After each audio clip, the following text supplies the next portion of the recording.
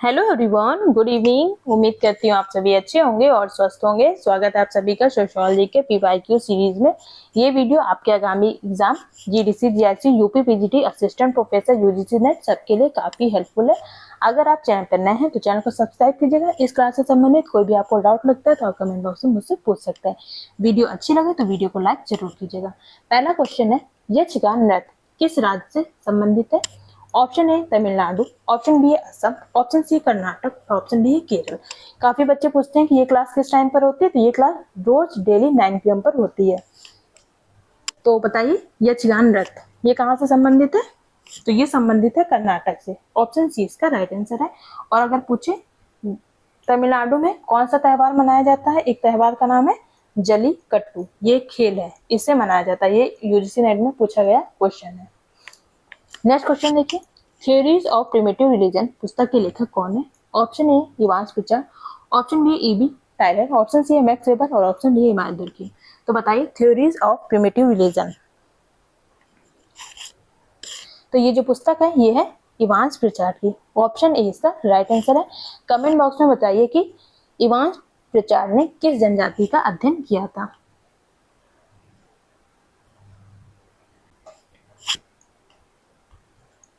तो इन्होंने न्यू जनजाति का अध्ययन किया था। किसका? न्यू जनजाति का, न्यू ट्राइब का। ये जनजाति कहाँ की पाई है? ये है दक्षिण सूडान की। ऑप्शन ए इस क्वेश्चन का राइट आंसर है। नेक्स्ट क्वेश्चन देखिए,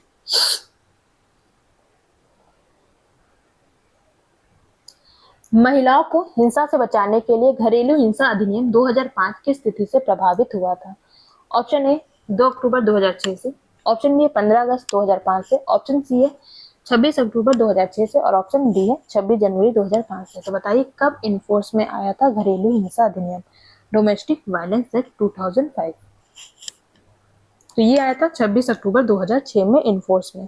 ऑप्शन सी इसका राइट आंसर है। नेक्स्ट क्वेश्चन देखिए, कौन सा स्थानीय आंदोलन का एक उदाहरण है? ऑप्शन ए चिपको आंदोलन, ऑप्शन बी मानव अधिकार आंदोलन, ऑप्शन सी है ब्राह्मणों के विरुद्ध आंदोलन और ऑप्शन डी है महिला सशक्तिकरण आंदोलन।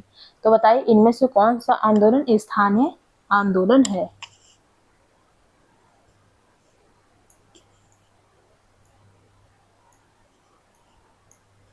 तो ये है आपका चिपको आंदोलन। ये क्या है? ये स्थानीय आंदोलन है। ऑप्शन ए इसका राइट आंसर होगा। बाकी आपका मानव अधिकार आंदोलन हो गया, ब्राह्मणों के विरोध आंदोलन और महिला सशक्ति आंदोलन, ये आंदोलन है विश्व स्तर पर किए गए थे, काफी बड़े लेवल पे।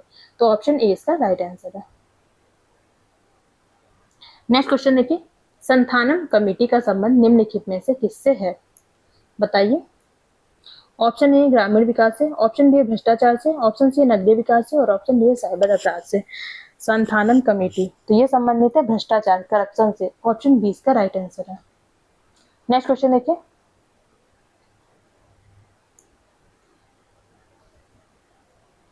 कौन सा प्रायिकता निदर्शन का उदाहरण है? मतलब कौन सा प्रोबेबिलिटी सैंपलिंग का एग्जाम्पल है? ऑप्शन वन है अंश प्रतिचय, कोटा सैंपलिंग, ऑप्शन बी गुच्छ निदर्शन, क्लस्टर सैंपलिंग, ऑप्शन सी है आकस्मिक निदर्शन, एक्सीडेंटल सैंपलिंग और ऑप्शन डी है सुविधाजनक निदर्शन, कन्वीनियंट सैंपलिंग। तो बताइए प्रोबेबिलिटी सैंपलिंग का इनमें से कौन सा उदाहरण है? तो ये है क्लस्टर, गुच्छ निदर्शन। बाकी आपका अंश प्रतिचयन, कोटा, एक्सीडेंटल और कन्वीनियंट सैंपलिंग, ये सभी नॉन प्रोबेबिलिटी सैंपलिंग के उदाहरण है। नेक्स्ट क्वेश्चन देखिए, अपनी प्रसिद्ध पुस्तक रिमेम्बर्ड विलेज में समाजी परिवर्तन की व्याख्या के लिए डॉक्टर एम एन श्रीनिवास ने निम्नलिखित में से किस शोध प्ररचना का प्रयोग किया था? ऑप्शन ए वर्णनात्मक शोध प्ररचना का, ऑप्शन बी निर्णयात्मक शोध प्ररचना का, ऑप्शन सी व्याख्यात्मक शोध प्ररचना का और ऑप्शन डी प्रयोगात्मक शोध प्ररचना का। तो बताइए, सबसे पहले बताइए कि एम एन श्रीनिवास ने किस गांव का अध्ययन किया था? तो इन्होंने रामपुरा गांव का अध्ययन किया था। किसका? रामपुरा का। रिमेम्बर्ड विलेज में इन्होंने एथनोग्राफी का यूज किया है, एथनोग्राफी मेथड का। तो इस क्वेश्चन का जो राइट आंसर वो है ऑप्शन ए वर्णनात्मक शोध प्ररचना, descriptive research design. Option A इसका राइट आंसर है। नेक्स्ट क्वेश्चन देखिए,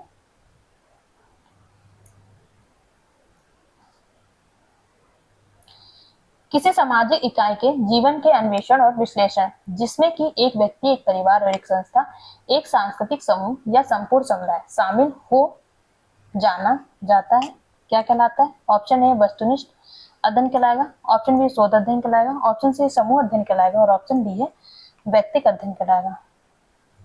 तो बताइए, जब हम किसी इकाई का इन डेप्थ स्टडी करते हैं, चाहे वो व्यक्ति हो या परिवार हो या संस्था, तो इसे हम कहेंगे case study method. Option A D इसका राइट आंसर है। केस स्टडी का सबसे पहले प्रयोग किया तो वो किया था फ्रेडरिक लिपले ने। किसने किया था? फ्रेडरिक लिपले ने।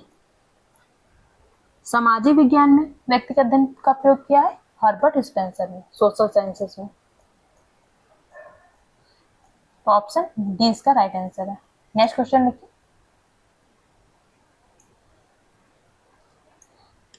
कौन सा मापन प्रकार उच्च स्तरीय है और सभी प्रकार के मापनों की विशेषता रखता है? ऑप्शन है क्रमिक मापन, ऑप्शन बी है अंतराल मापन, ऑप्शन सी है अनुपाती मापन और ऑप्शन डी है नाभिक मापन।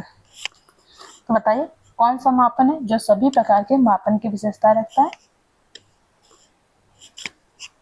तो ये है आपका अनुपाती मापन, एब्सोल्यूट जीरो।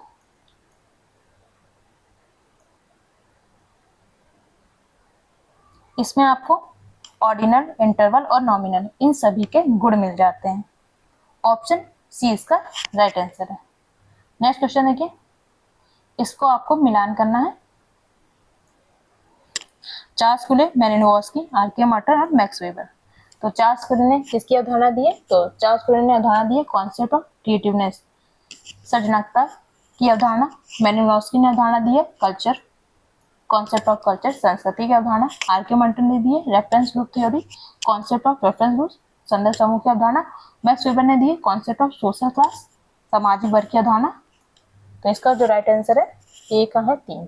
ऑप्शन सी इसका राइट आंसर है। 3 1 4 2। नेक्स्ट क्वेश्चन देखिए, नेक्स्ट क्वेश्चन में थोड़ा सा मुझे डाउट है, सकारात्मक और नकारात्मक संदर्भ समूह की अवधारणा किसने दी है? Option A R K. Merton, option B है H. Hyman, option C Newcomb और ऑप्शन डी है आर. टर्नर। इसमें मुझे डाउट है, इसमें मुझे आर.के. मटन भी लग रहा है और निकॉम भी लग रहा है। इसे मैं कंफर्म करके आप लोग को कमेंट बॉक्स में आंसर इसका पिन कर दूंगी, ठीक है? अगर आपको कंफर्म हो तो कमेंट बॉक्स में मुझे इसका आंसर जरूर बताइएगा। नेक्स्ट क्वेश्चन देखिए, the servant of India society का संस्थापक कौन है? Option A Mother Teresa, option B Sardar Patel, option C Gopal Krishna Gokhale और ऑप्शन डी है बी मालाबारी। तो बताइए, कौन है the servants of India society के संस्थापक?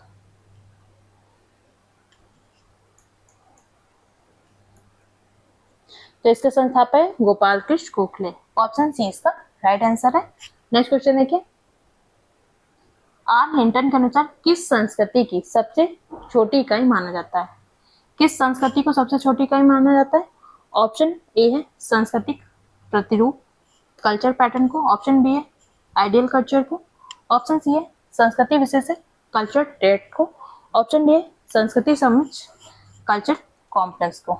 तो बताइए, किसे संस्कृति की सबसे छोटी इकाई माना जाता है?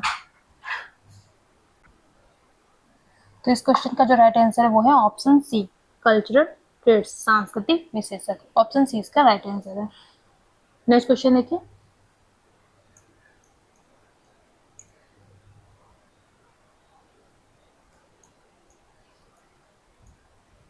धर्म की उत्पत्ति के सिद्धांत की व्याख्या में किसका संबंध प्रतिवाद से है?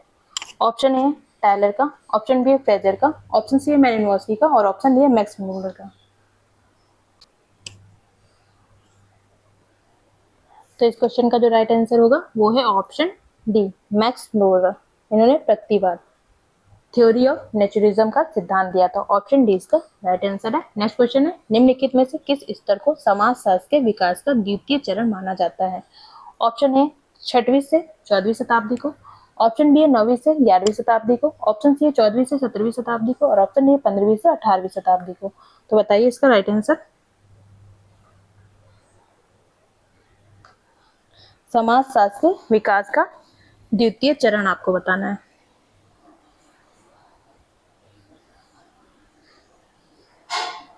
तो ये है 6वीं से 14वीं शताब्दी। ऑप्शन ए इसका राइट आंसर है।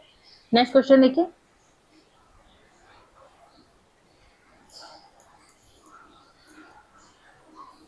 टीबी बाटामोर के अनुसार कितने प्रकार के सम्राट जन होते हैं?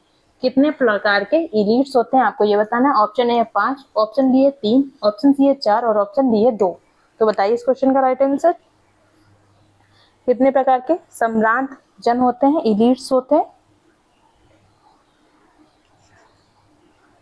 तो ये होते हैं 5 प्रकार के।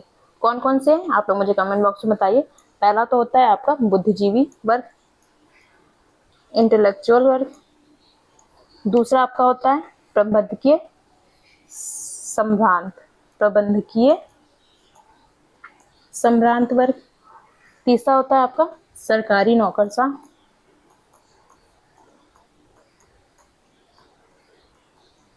चौथा आपका होता है सैन्य अधिकारी। और पांचवा आपका और अंतिम होता है राजनीतिक नेता। ये 5 प्रकार के सम्रांत जन टीबी बाटामोर ने बताए। राजनीतिक नेता कौन कौन से? Intellectual, managerial, elites, governing official या ब्यूरोक्रेट्स, मिलिट्री ऑफिसर या पॉलिटिकल लीडर्स। ये 5 प्रकार के सम्रांत जन होते हैं, इलीट्स। नेक्स्ट क्वेश्चन है, किसने कहा है उच्च विकास के स्तर के आगे की चीज है? किसने कहा कि उच्च विकास के स्तर के आगे की चीज है? Option A Charles Darwin, option B MacIver और Page, option C Herbert Spencer और ऑप्शन डी है टीबी बाटामोर। तो बताइए इस क्वेश्चन का राइट आंसर।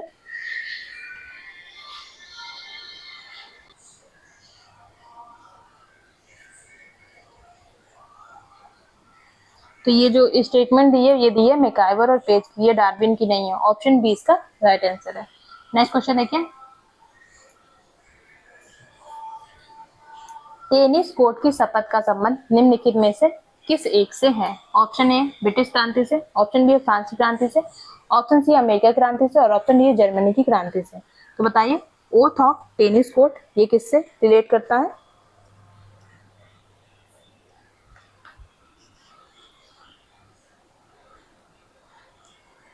तो इसका संबंध है फ्रांस की क्रांति से। ऑप्शन बी इसका राइट आंसर है। नेक्स्ट क्वेश्चन देखिए,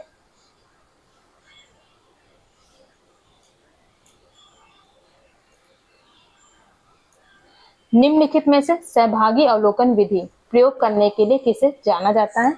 ऑप्शन ए बी मेलिनोव्स्की को, option B W G Sumner को, option C D N Majumdar को और ऑप्शन डी एस सी डुबो को। तो बताइए सहभागी अवलोकन, पार्टिसिपेंट ऑब्जर्वेशन, इनमें से किसने प्रयोग किया था? तो इसका प्रयोग किया था बी मेलिनोव्स्की ने। ऑप्शन ए इसका राइट आंसर है। नेक्स्ट क्वेश्चन देखिए, B methodological of the social science पुस्तक किसने लिखी है? B methodological of the social science ये किसकी पुस्तक है? ऑप्शन ए है डब्ल्यू जे गुडे, ऑप्शन बी है पी एफ लेजॉर्ड फिल्स, ऑप्शन सी है मैक्स वेबर और ऑप्शन डी है रनर। तो बताइए इसका right answer. The methodological of the social sciences ये किसकी पुस्तक है? तो ये जो पुस्तक है ये है मैक्स वेबर की। ऑप्शन सी इसका राइट आंसर है। नेक्स्ट क्वेश्चन देखिए, ऐतिहासिकता एक पद्धति है समाज के इतिहास को समझने की, या निम्नलिखित में से किस पर जोर देती है? ऑप्शन ए केवल ऐतिहासिक विशिष्टता पर, ऑप्शन बी किसी परिस्थिति को केवल उसकी शर्तों पर समझा जा सकता है, ऑप्शन सी ऐतिहासिक काल की विशिष्ट क्योंकि किसी परिस्थिति को उसकी शर्तों पर ही समझा जा सकता है, ऑप्शन डी प्रत्येक परिस्थिति सामान्यकरण करने के लिए नहीं होती है। तो बताइए इस क्वेश्चन का राइट आंसर क्या होगा?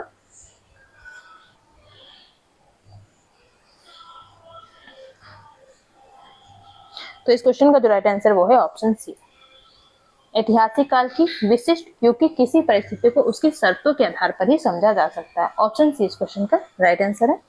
नेक्स्ट क्वेश्चन देखिए, निम्नलिखित में से सर्वेक्षण विधि में कौन से अवयव आवश्यक हैं? ऑप्शन ए केवल प्रश्नावली, ऑप्शन बी अवलोकन और साक्षात्कार, ऑप्शन सी प्रश्नावली एवं सांख्यिकी विश्लेषण और ऑप्शन डी सहभागी अवलोकन और इतिहास का उपयोग। तो बताइए सर्वेक्षण में निम्नलिखित में से कौन सा उपयोगी होता है?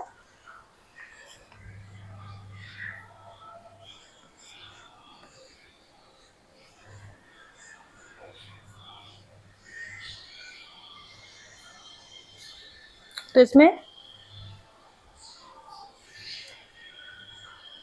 प्रश्नावली और सांख्यिकी विश्लेषण, क्वेश्चनायर और स्टैटिस्टिकल एनालिसिस सर्वे में आवश्यक होता है, क्योंकि आप क्वेश्चनायर लेके जाते हैं, फिल करते हैं, और सर्वे में क्या होता है, हम स्टैटिक डाटा ज्यादा कलेक्ट करते हैं। ऑप्शन सी इसका राइट आंसर है।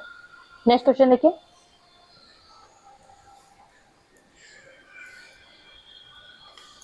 निम्नलिखित में से चिपको आंदोलन प्रारंभ करने वाले कौन सबसे प्रथम थे?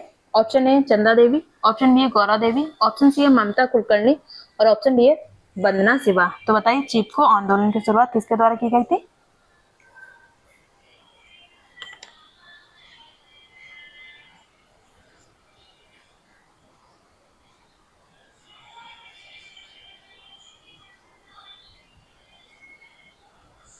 तो इसकी शुरुआत की गई थी गौरा देवी के द्वारा। ऑप्शन बी इसका राइट आंसर है। कब की गई थी?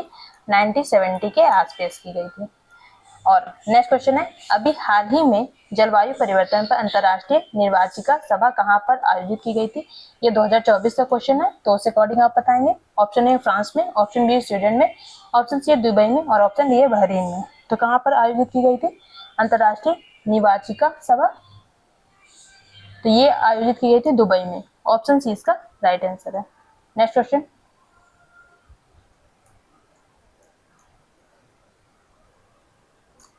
वर्ष 2022 में भारत में सबसे स्वच्छ नगर कौन सा था?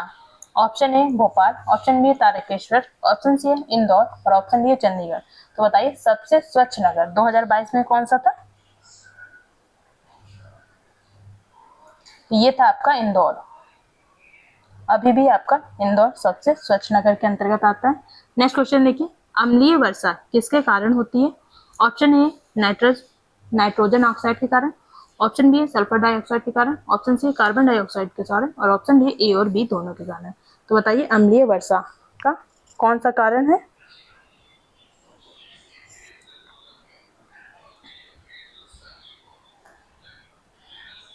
तो इसका कारण है आपका सल्फर डाइऑक्साइड और नाइट्रोजन ऑक्साइड। ऑप्शन डी इसका राइट आंसर है, दोनों, नाइट्रोजन ऑक्साइड और सल्फर डाइऑक्साइड। नेक्स्ट क्वेश्चन देखिए, भारत में पहली बार वन संरक्षण अधिनियम कब लागू किया गया था? ऑप्शन ए 1980 में, ऑप्शन बी 1927 में, ऑप्शन सी 1988 में और ऑप्शन डी 1865 में। तो बताइए पहली बार वन संरक्षण अधिनियम कब लागू किया गया था? तो ये लागू किया गया था 1980 में। ऑप्शन ए इसका राइट आंसर है। एक क्वेश्चन का आप लोग आंसर दिए, पर्यावरण संरक्षण अधिनियम कब लागू किया गया था? कौन सा? पर्यावरण संरक्षण अधिनियम। इसका आंसर आप लोग कमेंट बॉक्स में मुझे देंगे।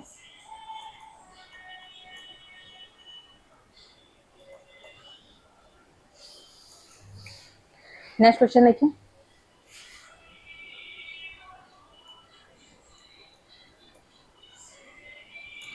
मॉर्गन के अनुसार ऐसा परिवार जिसमें सामूहिक विवाह का प्रचलन था उससे हम क्या कहते हैं? ऑप्शन ए समृद्ध परिवार कहते हैं, ऑप्शन बी पुनर्लुआन परिवार, ऑप्शन सी सिमन परिवार और ऑप्शन डी पितृसत्तात्मक परिवार। तो बताइए किस परिवार में सामूहिक ग्रुप मैरिज का प्रथा थी?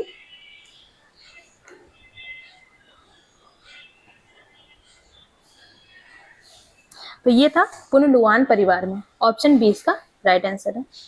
नेक्स्ट क्वेश्चन देखिए, भारत में परिवार नियोजन कार्यक्रम कब आरंभ किया गया था? ऑप्शन ए 1952 में, ऑप्शन बी 1982 में, ऑप्शन सी 1976 में और ऑप्शन डी 2011 में। तो बताइए भारत में परिवार नियोजन कार्यक्रम कब लागू किया गया था? तो ये 1952 में लागू किया गया था। ऑप्शन ए इसका राइट आंसर है। नेक्स्ट क्वेश्चन देखिए, मातुल्य प्रथा किस प्रकार के परिवार में पाई जाती है? मातुल्य प्रथा, ऑप्शन ए पितृसत्तात्मक, ऑप्शन बी समृद्ध, ऑप्शन सी पुनर्लुआन और ऑप्शन डी है मातृसत्तात्मक। तो बताइए मातुल्य प्रथा। मातुल्य प्रथा मतलब मामा का स्थान प्रमुख होता है इसमें। तो ये पाई जाती है मातृसत्तात्मक परिवार में। ऑप्शन डी इसका राइट आंसर है। मातृसत्तात्मक समाज कहाँ का है? ये आपका खासी हो गया, गारो हो गया और जैंतियां, ये सभी क्या है? मातृसत्तात्मक। नेक्स्ट क्वेश्चन देखिए, बहुपति विवाह की प्रथा किस जनजाति में पाई जाती थी? Option A Tharu, option B Bhoksa, option C भीख और ऑप्शन डी है जौनसारी। बताइए बहुपति प्रथा कहाँ पर पाई जाती है? तो ये प्रथा है जौनसारी जनजाति में पाई जाती है। ऑप्शन डी इसका राइट आंसर है। भील जनजाति में कौन सी प्रथा पाई जाती है? यहाँ पर बहुपत्नी विवाह प्रथा पाई जाती है। नेक्स्ट क्वेश्चन देखिए, साव गोत्र और प्रेम विवाह के विरुद्ध खाप पंचायतों द्वारा फरमान जारी कर प्रेमी युगलों की हत्या कौन सी हत्या है? ऑप्शन ए सिलसिलेवार हत्या, ऑप्शन बी सम्मान की रक्षा हेतु हत्या, ऑप्शन सी कन्या भ्रूण हत्या और ऑप्शन डी दहेज हत्या। तो बताइए क्या कहेंगे? तो इसे कहेंगे सम्मान की रक्षा हेतु हत्या, ऑनर किलिंग। ऑप्शन बी इस क्वेश्चन का राइट आंसर है। नेक्स्ट क्वेश्चन,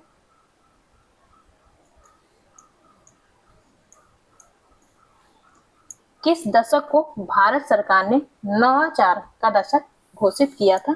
ऑप्शन ए 2000 से 2010 को, ऑप्शन बी 2010 से 2020 को, ऑप्शन सी 1990 से 2000 को और ऑप्शन डी 2014 से 2024 को। तो बताइए डिकेड ऑफ इनोवेशन कौन सा ईयर कहा जाता है?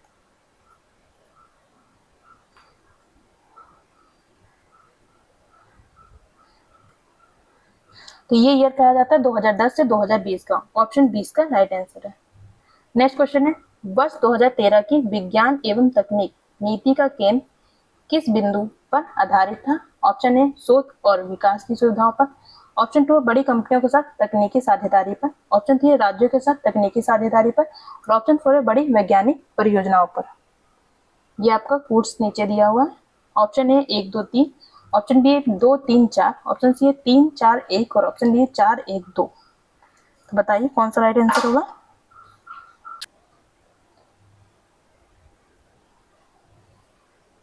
तो इसका जो राइट आंसर होगा वो किस बिंदु पर आधारित है? तो बड़ी कंपनियों के साथ तकनीकी साझेदारी पर, राज्यों के साथ तकनीकी साझेदारी पर और बड़ी वैज्ञानिक परियोजना पे। 2 3 और 4 ऑप्शन 20 का राइट आंसर है। नेक्स्ट क्वेश्चन देखिए,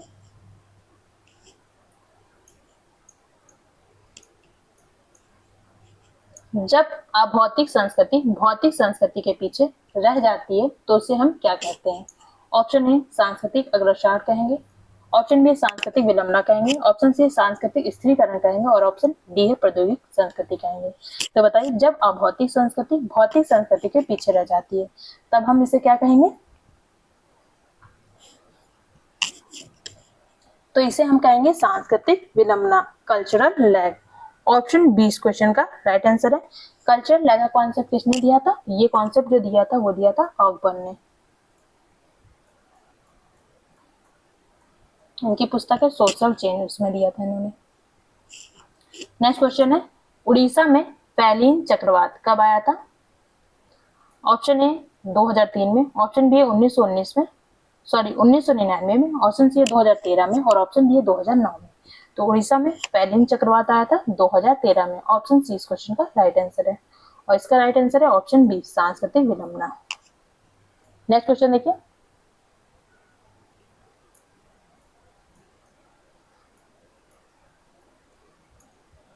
मैडनेस एंड सिविलाइजेशन पुस्तक किसने लिखी है?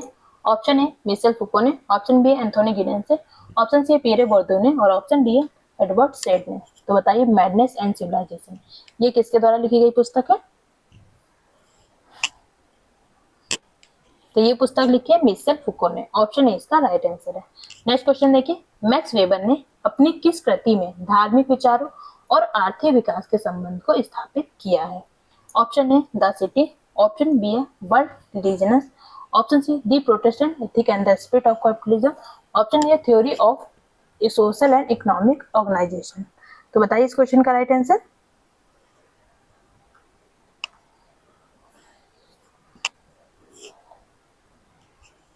तो इस क्वेश्चन का जो राइट आंसर वो है option C the Protestant ethic and the spirit of capitalism. इस पुस्तक में इन्होंने धार्मिक विचारों और आर्थिक विकास के संबंध को बताया है। नेक्स्ट क्वेश्चन देखिए, कार्ल मार्क्स मुख्य रूप से केंद्रित रहे हैं किस पर? ऑप्शन ए आर्थिक संरचना पर, ऑप्शन बी सामाजिक संरचना पर, ऑप्शन सी सांस्कृतिक संरचना पर और ऑप्शन डी विधिक संरचना पर। तो बताइए किस पर आधारित है? तो इनका मुख्य केंद्र था आर्थिक संरचना। ऑप्शन ए इसका राइट आंसर है। नेक्स्ट क्वेश्चन देखिए, निर्वंश विज्ञान का संस्थापक किसे माना जाता है? निर्वंश विज्ञान मतलब ethnomethodology. Option A Malinowski, option B E V Tylor, option C Harold Garfinkel और ऑप्शन डी इरविंग गॉफमैन। तो बताइए इस क्वेश्चन का राइट आंसर। तो इसका जो राइट आंसर वो है option C Harold Garfinkel. Option C इसका राइट आंसर है। नेक्स्ट क्वेश्चन देखिए, डायग्नोसिस ऑफ ओवर टाइम पुस्तक किसने लिखी है? Diagnosis of the over time ये किसकी पुस्तक है? Option A C Levi Strauss, option B R K Merton, option C C H Cooley और ऑप्शन डी कार्ल मैनहीम। तो बताइए इस पुस्तक के लेखक कौन है?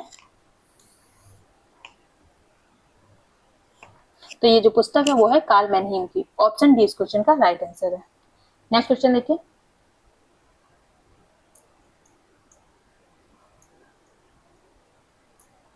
सदरलैंड ने श्वेत अपराध की अवधारणा किस वर्ष दी थी?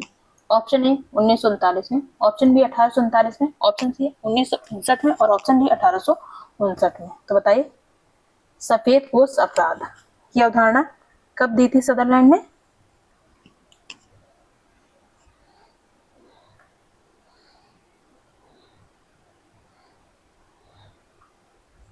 तो ये दी थी 1939 में। ऑप्शन ए इसका राइट आंसर है।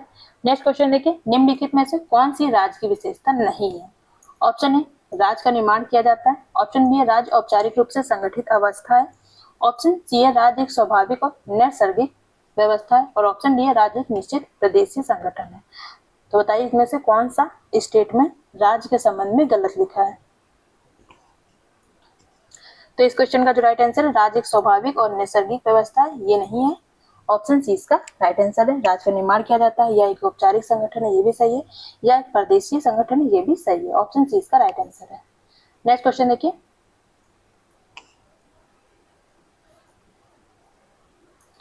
भारतीय किसान यूनियन नामक किसान आंदोलन के सूत्रधार कौन थे? Option A Chaudhary Mahendra Singh Tikait, option B Chaudhary Charan Singh, option C है स्वामी सज्जनानंद सरस्वती और ऑप्शन डी है चौधरी नरेश टिकैत। तो बताइए कौन थे भारतीय किसान यूनियन बीकेयू के संस्थापक?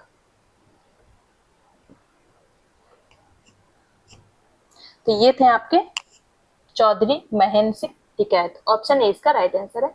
नेक्स्ट क्वेश्चन देखिए, राजनीतिक संस्कृति की अवधारणा किसने दी है? पॉलिटिकल कल्चर की।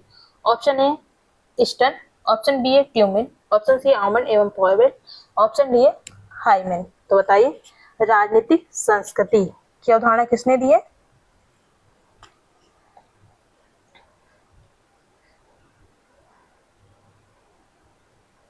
तो ये अवधारणा दी है आमंड और पावेल ने। ऑप्शन सी इसका राइट आंसर है। हाइमेन ने किसकी अवधारणा दी है? इन्होंने राजनीतिक समाजीकरण की अवधारणा दी है। किसकी? पॉलिटिकल सोशलाइजेशन की। नेक्स्ट क्वेश्चन देखिए, निम्नलिखित में से कौन सा नौकरशाही का दोष नहीं है? ऑप्शन ए लाल फीताशाही, ऑप्शन बी श्रेष्ठता की भावना, ऑप्शन सी रूढ़िवादी, ऑप्शन डी योग व्यक्तियों द्वारा प्रशासन। तो बताइए इनमें से कौन सा नौकरशाही का दोष नहीं है, डीमेरिट नहीं है?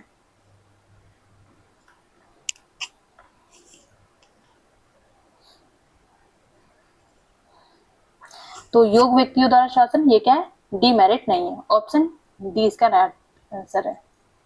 नेक्स्ट क्वेश्चन देखिए,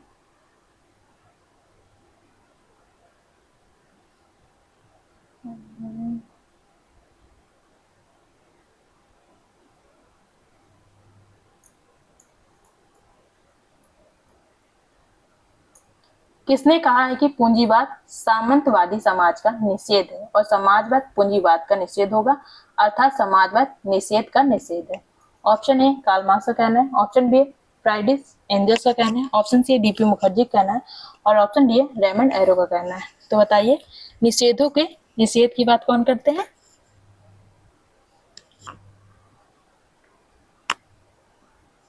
तो ये बात करते हैं आपके कार्ल मार्क्स। ऑप्शन ए इसका राइट आंसर है।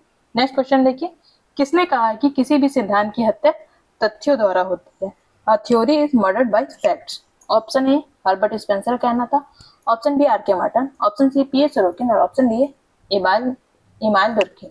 तो बताइए ये स्टेटमेंट किसकी है कि किसी भी सिद्धांत की हत्या तथ्यों द्वारा होती है।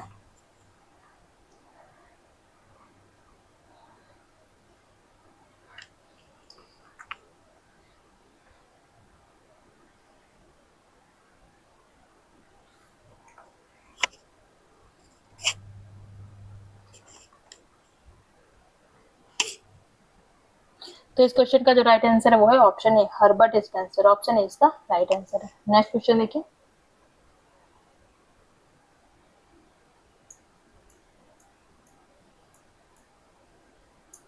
दुर्खिम ने निम्नलिखित में से किस पुस्तक में सर्वप्रथम विसंगति की अवधारणा दी थी। ऑप्शन ए द सुसाइड में, option B the division of labour in society में, option C the rules of sociological method में और option D the elementary forms of religious life में। तो बताइए विसंगति कॉन्सेप्ट ऑफ इनोमी किस पुस्तक में इमाम दुर्खिम ने दिया था।